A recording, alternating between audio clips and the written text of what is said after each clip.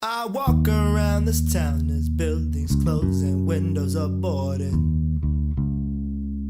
I think about you when I hear a door slam in the wind and the glass on the mat says welcome. I think about you. Hey there YouTube, Bluefist here, again with another tobacco review. And this week I'm going to be reviewing this one right here, which is Ashton's Artesan's blend. Now I don't know about you, but I know that this is the first and only tobacco that I have had from Ashton. And very nice it was too. This I came across, said I can't remember whose this was, but it was off somebody's top 10 one year, a couple of years back, and that's why I got it. And great find, Artesan's blend. What I'll tell you about this, it's obviously made by Ashton. It's made in Denmark. The cut is ribbon cut and consists of the tobaccos consists of a Latakia, Oriental, Turkish, Louisiana Perique and some Virginia. And I need to get onto this. I'm drinking today. Bloody doesn't taste nice, but I thought it was quite amusing. My neighbour who works for a local brewery here called Harrington's Brewery, you've seen me drinking the Wobbly Boot quite a bit. Well, this is one of theirs. It's probably supposed to be a collector's thing, but I'm not into that, so I'm drinking it. But I kind of thought the name was funny. Lord of the Rings, Sobering Thought. So that's brewed locally here in Christchurch, New Zealand. I just thought that was quite amusing. But I've noticed it's actually only 1%, so you wonder why I bother drinking it at all. But so far, I've opened it and it just keeps sudding out the top. But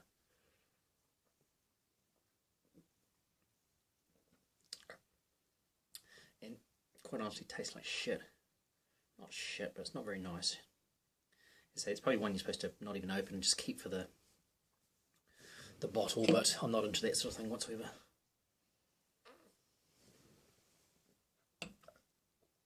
Oh, it's weird. Today I'm smoking in my little Dunhill. It's a size 3. Dunhill Shell, this one. I've got it all packed up, ready to go. So without any further ado, let's get this flared up.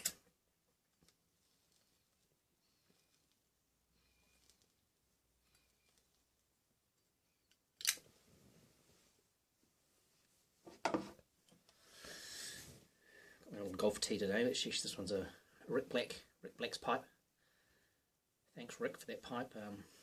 Absolutely becoming a firm favourite, love it. Money well spent. Anybody that doesn't have one or can at least afford to get one, highly recommend it. Beautiful smoker, beautiful craftsmanship. Always been a big fan of Rick's work.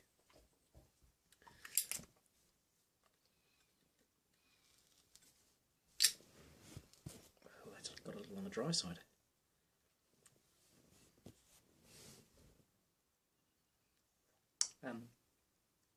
The tin note, I mentioned that the tin note of this here was pleasant, typical campfire smell, a bit more well-rounded than the average one. Damp earth-like, bit of sweetness in there from the Virginias, almost like a black tea. So that was nice. I'd rate this as a medium to full bodied smoke.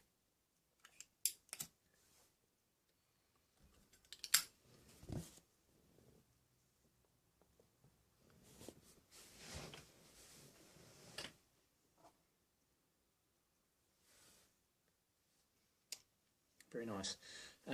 Of note, this blend contains features one of the rarest of all of tobaccos, which is the exquisite Syrian Latakia. Beautiful, beautiful tobacco.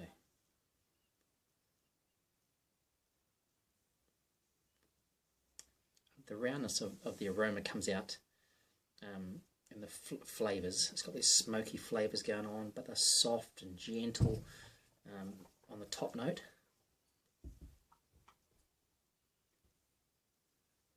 And they're opening out to a spicy, robust finish. I've smoked several bowls of this in various pipes. I find it smokes beautifully in this one here, which is a slightly smaller bowl. But I think anything like that, or billiard, or slightly taller chamber, this one smokes well. It stoves down very nicely.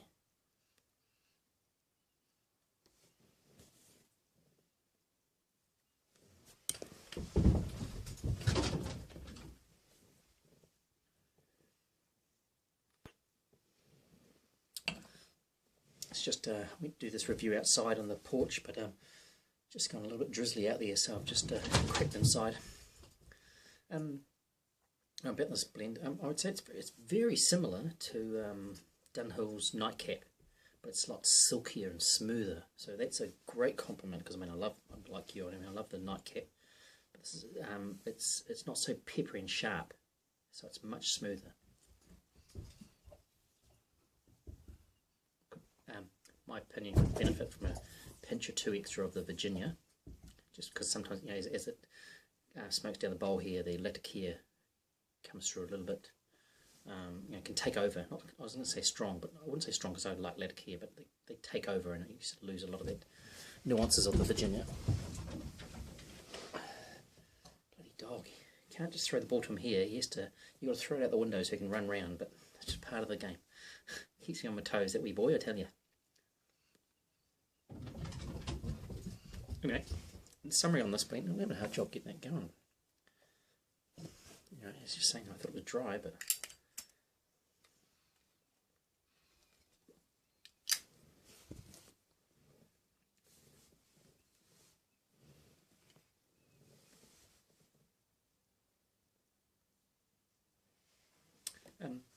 in summary, definitely can compare this to the Nightcap for sure. It's also nuttier and more. I'm sorry, getting tongue-tied. Compare it to the Nightcap for sure, and also nuttier, more Oriental-based English blends like Squadron Leader, Cornell & Deal's Engine 99. You know, that very similar comparisons to this.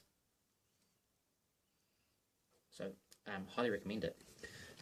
Ashton's Artesan blend. It's good straight out of the tin, but it would benefit from a little bit of, you know, even a month in a jar, jarred up, would benefit greatly from. And I'm going to give that a 4 out of 5. On the home front news,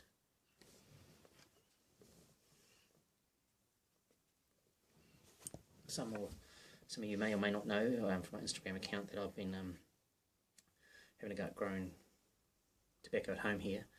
It's been a lot of fun. You know, I'm doing it just as for fun and the hobby of it. And the easy parts over growing it I found very easy, but it comes down to, you know, dry curing it and that, you know, not so bad. But and I'm into the stage now where I'm fermenting it. I'm fermenting it in big jars. In fact, I've got some over here I'm going to show you. But I just pulled some out. I've got about different batches because it colour cures at different stages, obviously, depending on harvesting.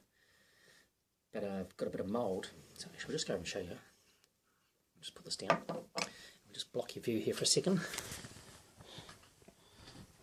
And so here it is here. But now, here's a piece over here. You can just see there above my fingernail, a bit of mould. A bit more prevalent here. Let's see if we can focus on a bit. A bit more prevalent right there.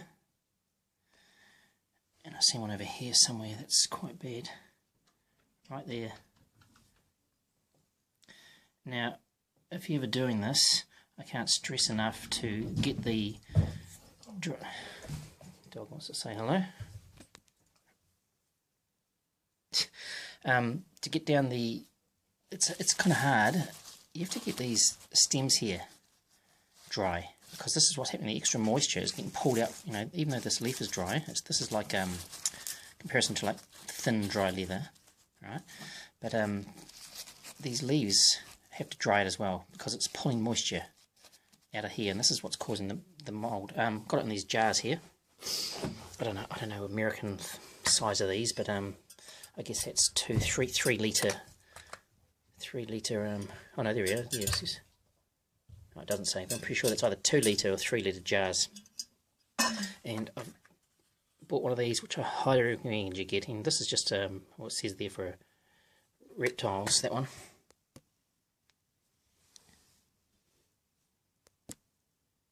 Can't get a fix on, but it's a thermometer and a hygrometer. I don't know if I'm saying that correctly or not. So you want that up around the, you know, the humidity up there around the 60, 70 mark, which I've been doing it in my water cooler, which has been good. But as I say, this has just happened because it's just pulling extra moisture out of that leaf, so I've got to stress it enough to the best way around it is put it in some bags, and you sort of tie them up reasonably loosely overnight, and that sort of draws the moisture out of that, and during the day you open it up. And I just needed to do it for a few more days than what I did, I guess, but that just happened overnight. I opened it up and I could see it clearly, and it always happens usually up here. I'm not worried about the leaf so much, but it's the stem. It's quite common, but I just need to watch it. Anyway, cover it up again.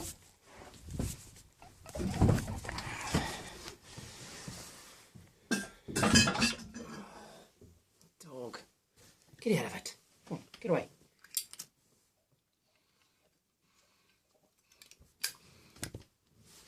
Anyway, YouTube,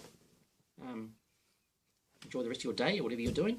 I'm certainly going to enjoy the rest of this bowl of Ashton's Artesan blend, and I'll come back next week with another review. Until then, keep them smoky, and as always, hang loose.